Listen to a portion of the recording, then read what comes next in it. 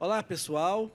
Hoje, novamente, nós vamos conversar sobre o assunto lotes irregulares, lotes clandestinos, com a nossa convidada, que é a promotora de Justiça do Meio Ambiente, a doutora Marta Moria Loyola. Doutora Marta, muito bem-vinda.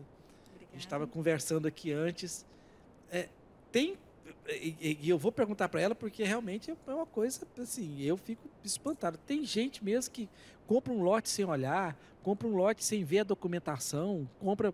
A senhora falou compra um lote porque vê um anúncio pregado num poste, troca um lote por uma bicicleta. Como é que é isso?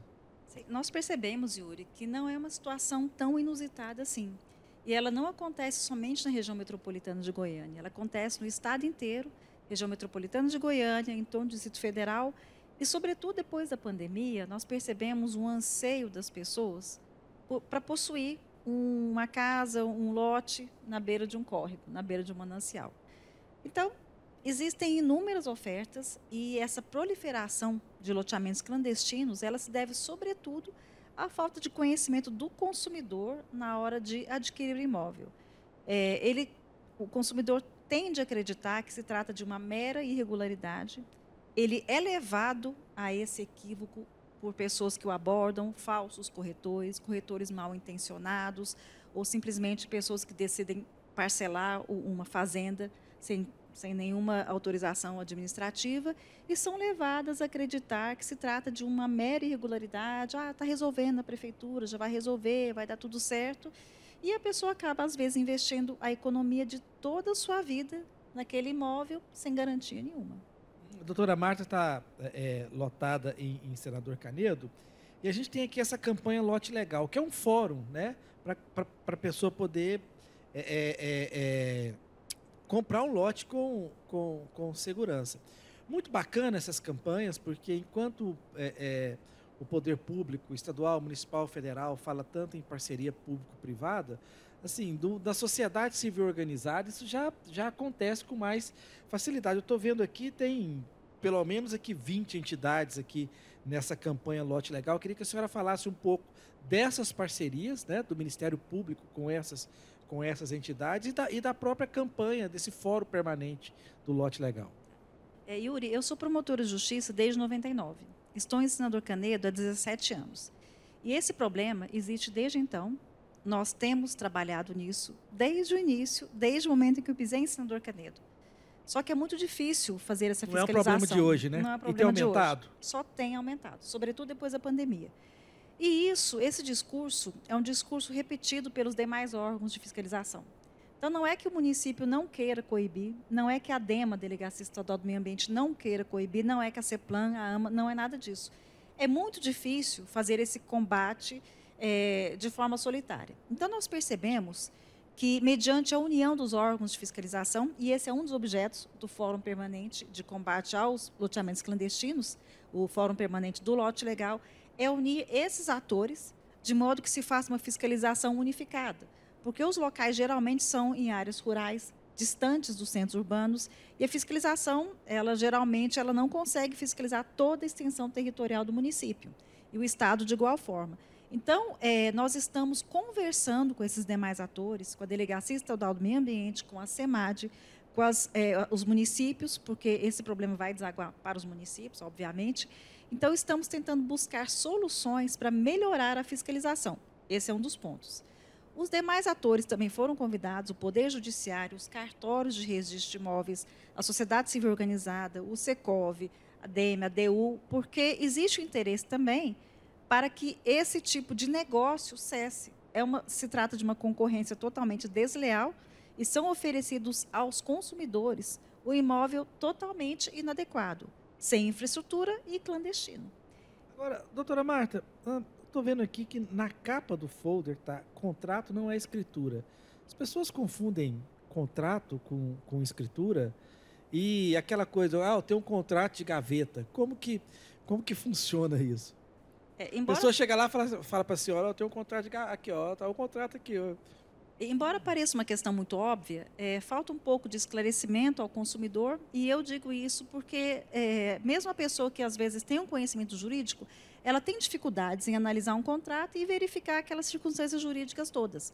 Então, muitas vezes fomos procurados na Promotoria de Justiça por pessoas que, munidas de um contrato de gaveta, com reconhecimento de firma, ela fala, mas eu tenho uma escritura. E, na verdade, aquilo não passa de um contrato de gaveta que não tem validade nenhuma. A pessoa pegou uma procuração de um fazendeiro que fracionou a sua propriedade rural em diversas metragens inferiores ao módulo rural e saiu vendendo mediante um contrato de gaveta. Então, precisamos educar a nós, consumidores, no sentido de sabermos o que é uma escritura, o que é um contrato, um compromisso de contrato de compra e venda. Pedimos para que as pessoas tomem medidas extremamente simples. Vão até o município, a sede da prefeitura, e perguntem, esse loteamento passou por um processo de aprovação? Ou então vão ao cartório. Esse loteamento que estão comercializando, ele tem registro no cartório de imóveis? O corretor que está me assediando, o corretor que está abordando, ele tem um registro no Cresce? Então, são medidas simples, podem não ser tão simples, mas nós acreditamos que é o mínimo que uma pessoa que vai investir o dinheiro de sua vida, um dinheiro caro, precioso, para comprar um bem que depois ele vai se ver, na verdade, com um grande problema. Muitas vezes é o dinheiro de uma vida inteira, né? Não é uma coisa assim tão simples. Mas vamos supor que a pessoa comprou um lote legal, tem um contrato de gaveta, mas ele comprou, mas ele não é proprietário, né? Aí ele vai lá, bate na porta da senhora lá, doutora, me ajuda. Como é que o Ministério Público age numa coisa dessa? Eu tenho a impressão sempre que o Ministério Público é o seguinte, as pessoas fazem as coisas tudo errado, aí depois eles vão lá no Ministério Público e falam, como é que eu resolvo isso aqui? Aí o promotor tem que resolver. Como é que a senhora resolve isso? Bom, nós somos servidores públicos e estamos aí para ajudar as pessoas, né, a exercerem os seus direitos. Agora, eu confesso, Yuri, que é muito mais difícil quando acontece nessa fase. A pessoa procura o Ministério Público e, às vezes, na promotoria é o momento que ela descobre que ela, na verdade, tem um grande problema e não um benefício que ela esperava, um sonho que ela esperava que se realizasse. Então, nós temos os procedimentos administrativos, vamos investigar aquela pessoa que fez aquela venda, vamos verificar a situação, se é só irregular ou se é clandestino, porque o irregular é aquele que passou pela aprovação, mas não tem toda a infraestrutura. E o clandestino é aquele que não passou por nenhuma apreciação do poder público. Então, vamos atrás dessa pessoa. Qual que tem mais? Digamos que são os clandestinos, porque os irregulares, eles são passíveis de regularização. Então, são aqueles em que a infraestrutura está atrasada, ainda não fez o asfalto, ou a pavimentação não é suficiente, o serviço de abastecimento de água não está adequado. Então, esses são mais fáceis de serem regularizados. Agora, o clandestino, dependendo da época em que ele foi constituído, nem a REURB, a regulação fundiária, é possível. Então, a medida extrema que seria a desocupação daquele imóvel e a reconstituição do estado anterior. Mas isso é muito difícil também, né? Então, o Poder Judiciário, por mais que ele tente, ele não consegue, com essa agilidade, proferir uma sentença, e o cumprimento é sempre complicado, que vai se demolir uma casa, que às vezes é a única residência. Então, quem acaba sendo prejudicado é o meio ambiente, é o urbanismo, a prefeitura fica com aquele problema insolúvel, que são pessoas que estão a 20 quilômetros do centro urbano, não tem infraestrutura de água, não tem iluminação, não tem esgoto, não tem transporte público, não tem escolas, enfim, não tem acesso aos serviços públicos. Então, é um grande problema, e daí a parceria com a AGM, a FGM e as concessionárias de energia e abastecimento.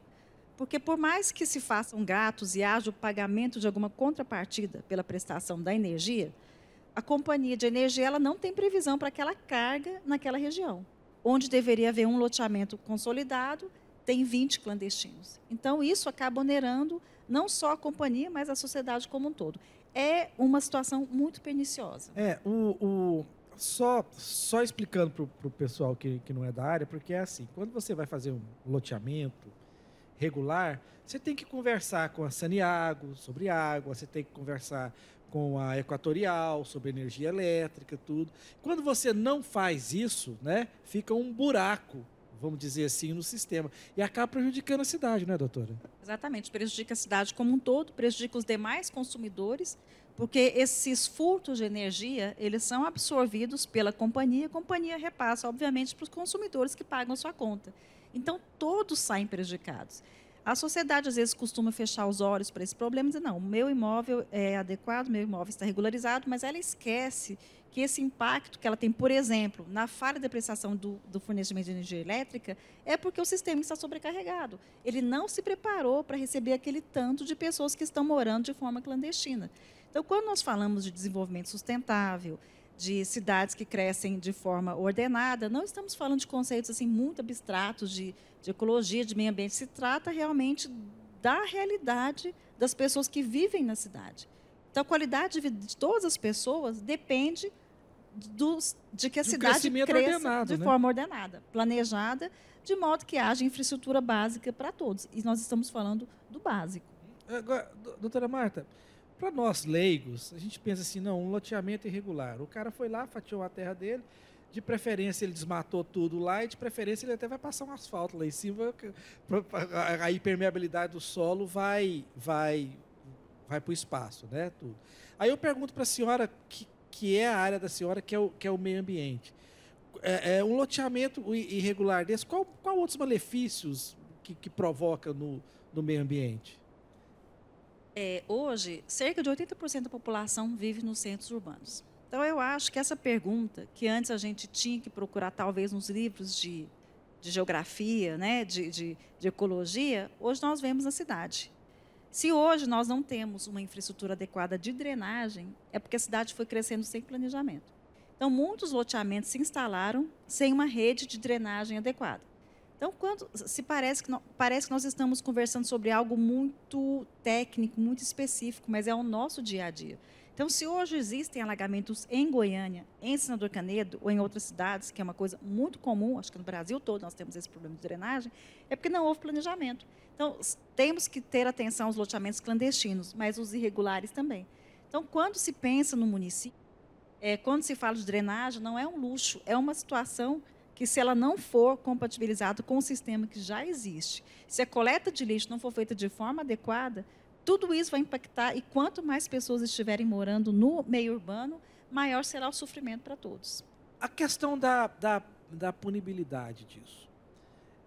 Muitas vezes a pessoa infringe a lei porque sabe que não vai ser punido, né?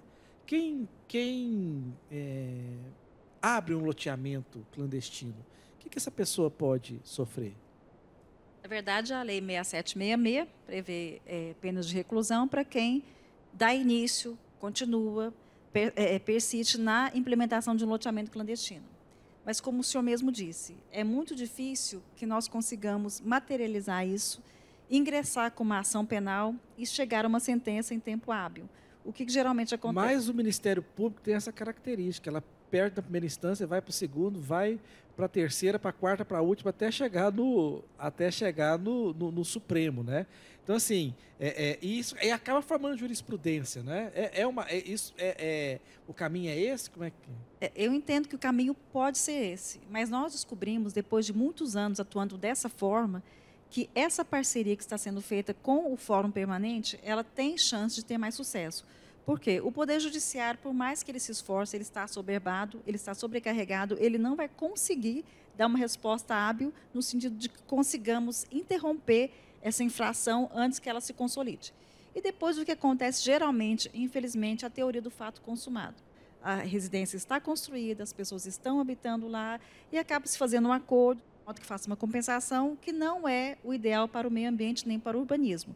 Então, com essa forma de prevenir aquele consumidor, no sentido de que ele perceba que aquilo não é uma mera irregularidade, ele está correndo um grande risco de ter um grande prejuízo financeiro, nós entendemos que essa atuação tem mais poder de ser resolutiva do que simplesmente atuar depois, correndo atrás do prejuízo e recorrendo ao Poder Judiciário depois de várias instâncias, e quando chegamos ao final temos uma sentença a executar, mas o fato está consumado.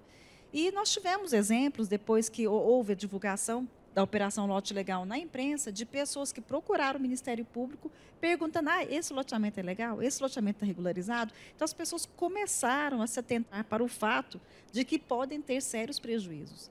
Porque um dos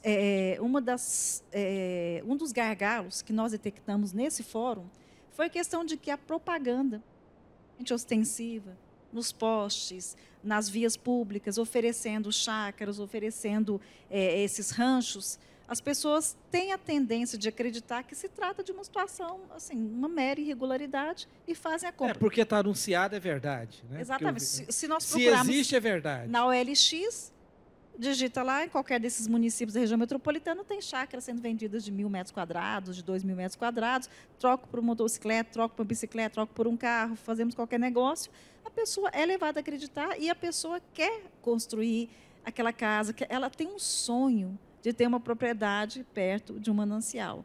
Então, juntam-se essas situações todas e a questão de judicializarmos é possível, é claro, é nossa obrigação fazermos isso, mas a eficácia, a resolutividade disso é muito baixa. Quem compra pode ser punido também?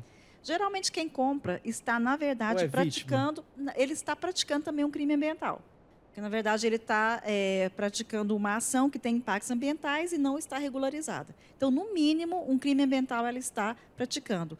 Eu costumo dizer, com certo exagero, mas eu acho que a analogia é correta, de que ela está praticando quase uma receptação, porque ela tem ciência de que o imóvel, naquelas circunstâncias, não custaria somente aquele valor se ele estivesse totalmente regularizado. Né? O preço, né? Desconfie de preço baixo. A senhora tem razão mesmo, e eu acho que as campanhas podem ser bem efetivas. Você sabia que você pode estar morando numa invasão? Ninguém quer morar em invasão, né? Talvez queira morar até num lote clandestino, mas numa invasão, né? As palavras têm força. O que a gente já pode falar de ação já efetiva que essa campanha Lote Legal, que esse fórum já conseguiu? Nós estamos, na verdade, tentando conscientizar os consumidores. Então, no primeiro momento, foi organizada a produção desse material publicitário com os parceiros do projeto Lote Legal.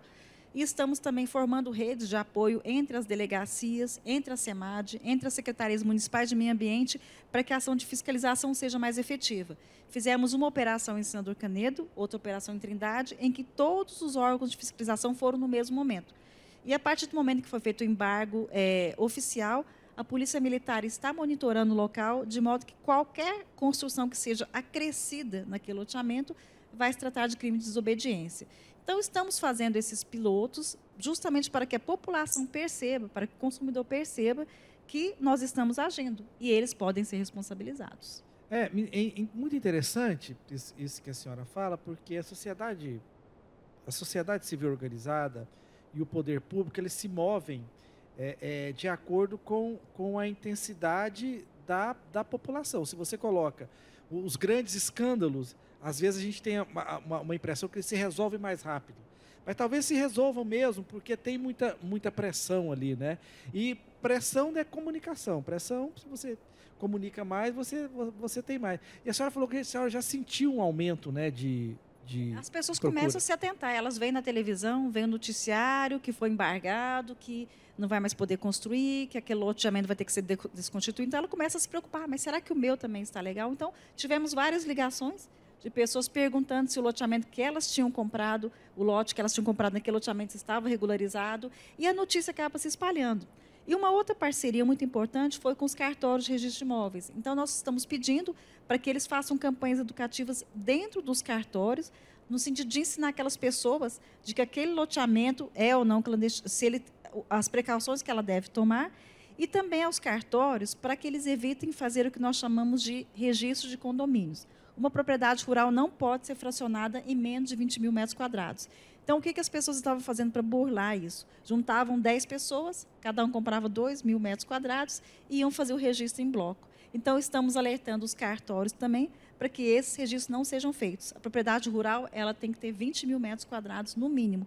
E as pessoas faziam isso, fracionavam em grupos de 10 ou de 20 e faziam essa escritura em condomínio. Isso também é uma irregularidade. Contornando a lei, Contornando a lei. As pessoas são muito criativas. Então, essa comunicação do Ministério Público com os cartórios já está inibindo também essa conduta.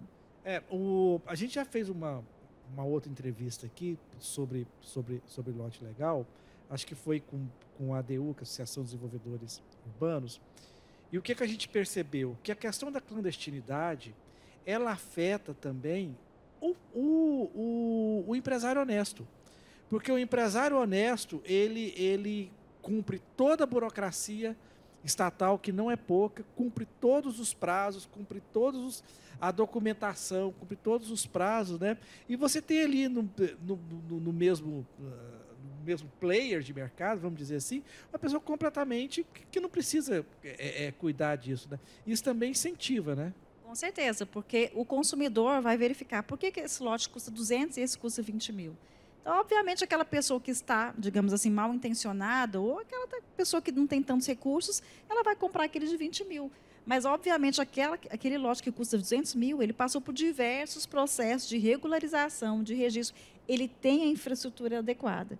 E o bom empreendedor, ele acaba tendo prejuízo. Ele sofre uma concorrência totalmente desleal daquele empreendedor que não passou por nenhum órgão de aprovação e coloca o consumidor em risco. Porque o consumidor vai estar morando em um local onde não tem infraestrutura adequada de água, vai ter uma água de um poço artesiano, de uma cisterna que talvez esteja contaminada, o seu esgoto vai ser lançado em qualquer manancial, não vai ser tratado, não vai ter coleta de lixo, não vai ter acesso à escola, não vai ter acesso a transporte público. Então, é uma teia, é uma cadeia de problemas que é criada e o consumidor, no primeiro momento, ele não percebe isso. Não, isso aqui está muito barato, está ótimo o negócio, né? Negócio da China, e vai e compra. E aquele empreendedor passou por um processo desgastante, um processo de aprovação perante todos os órgãos, ele consegue aprovar, mas ele vai vender com preço muito superior. Mas de todo modo, o consumidor vai ter garantida toda a infraestrutura. Doutora Marta, se a gente sair aqui na porta e perguntar para 10 pessoas, olha, o que você acha do meio ambiente? Todo mundo vai falar, o meio ambiente tem que ser preservado. Né? 20 pessoas, se perguntar para 10, 20 vão falar, a gente tem que cuidar, não vamos matar as plantinhas, não vamos matar os animais, tudo. No dia a dia da senhora, é isso que a senhora vê ou tem muita coisa ainda? Tem muita gente judiando o meio ambiente? Na verdade, as pessoas têm uma ideia idealizada do meio ambiente. Elas acham que o meio ambiente são as plantas, é a floresta amazônica, é o cerrado. Obviamente, o meio ambiente é isso também. Mas essa ocupação desordenada que acontece nas cidades, na área rural, ela é extremamente prejudicial para o meio ambiente. Jogar lixo no chão é descuidar do meio ambiente, né? Coisa simples. Basta, né? Cair uma chuva para o senhor ver que os problemas que acontecem urbanísticos são decorrentes de problemas ambientais. É o lixo que não é recolhido, é o lixo que entope as bocas de lobo, é a drenagem daquela rua que não foi devidamente feita, são as pessoas que não têm consciência para separar o lixo, então o aterro sanitário está saturado. É uma cadeia de eventos que, na verdade, o meio ambiente é ter consciência de que nós vivemos numa comunidade que tem que crescer de forma planejada e sustentável. E essas consequências que nós estamos sentindo literalmente na pele, eu acho que demonstra que, na verdade, o meio ambiente não é só uma matéria a ser estudada e nada para ser discutido em abstrato. É algo em concreto que todos nós devemos fazer. Bom, por exemplo, queimada. Eu nunca vi queimada diminuir. Todo mundo tem queimada. Mas não vamos entrar nisso, não, porque não vou ficar aqui. Devo voltar só numa última pergunta sobre a campanha Lote Legal. Quais são os próximos passos dessa campanha? Como ela vai se desenvolver de agora para frente? Houve uma adesão muito grande, muito além do esperado, de diversas instituições, tem mesmo. poderes, vou contar órgãos públicos, privados e sociedade civil. São muitos. São quase 30, né? Sim. São quase 30. E nós estamos tendo procura agora de municípios. Os próprios municípios, pelas suas prefeituras, pelas suas procuradorias, estão querendo aderir. Porque isso é um problema, os problemas acontecem no município. Então, são problemas que o prefeito vai ter que suportar e eles estão vendo que, na verdade, é uma boa iniciativa aderirmos todos, que estamos todos do mesmo lado. Então, a próxima reunião está marcada para o dia 10 de novembro, salvo engano, na sede do Ministério Público, e vamos discutir quais as medidas que vamos tomar para tornar mais efetiva a fiscalização e a conscientização. Então, provavelmente, esse ataque à propaganda que é feita pelos meios de comunicação, pelas redes sociais e nos logradouros públicos, vai ser um ponto de atenção que nós deveremos ter, porque eu acho que isso acaba chegando ao consumidor de forma equivocada, e demais ações para estreitarmos a comunicação entre os órgãos de fiscalização. Percebemos, por exemplo, que as secretarias e a Secretaria Estadual, nós podemos nos comunicar por WhatsApp, ao invés de esperar que um ofício saia do gabinete do promotor de justiça, vá até o gabinete do Estado. Então, nós percebemos... é um atraso da humanidade. E percebemos que, com um grupo de WhatsApp organizado, nós conseguimos fazer isso. Então, nós temos um grupo de fiscalização em Senador Canedo, é a cidade que tem a maior carga de incêndio do Centro-Oeste, Então, existe um grupo do qual eu faço parte, Corpo de Bombeiros, o Plano de Auxílio Mútuo, as empresas que têm que distribuem combustível. Quando acontece algum incêndio em algum determinado momento, todos nós somos mobilizados, a Defesa Civil vai até o local. Então, existe uma preparação. É melhorar a forma como nós atuamos. Somos servidores públicos, eu acho que o nosso dever é melhorar a nossa prestação. Doutora Marta, em nome da Federação do Comércio, todos os parceiros aí do mercado imobiliário, queria parabenizar a senhora pelo trabalho, porque essa questão do lote clandestino realmente ela é muito cruel, porque ela prejudica o meio ambiente, ela prejudica a cidade, né? Ela prejudica a pessoa, ela prejudica... Prejudica o empreendedor, prejudica prejudica todo ninguém sai mundo, ganhando. prejudica o mercado, tudo. Então, parabéns pelo trabalho da senhora. Depois nós podemos fazer outra live só para falar sobre essas outras questões do meio ambiente. Na verdade, nós gostaríamos de agradecer a parceria, sobretudo do Secov, a ADU, da FEComércio, porque essa questão da iniciativa privada nos dá uma agilidade, por exemplo, a confecção de materiais, para publicidade, para visibilidade. Então, agradecemos imensamente essa parceria. E vai dar certo. Já deu certo. Muito obrigado, pessoal. Obrigado a todos que assistiram e até a próxima. Obrigada.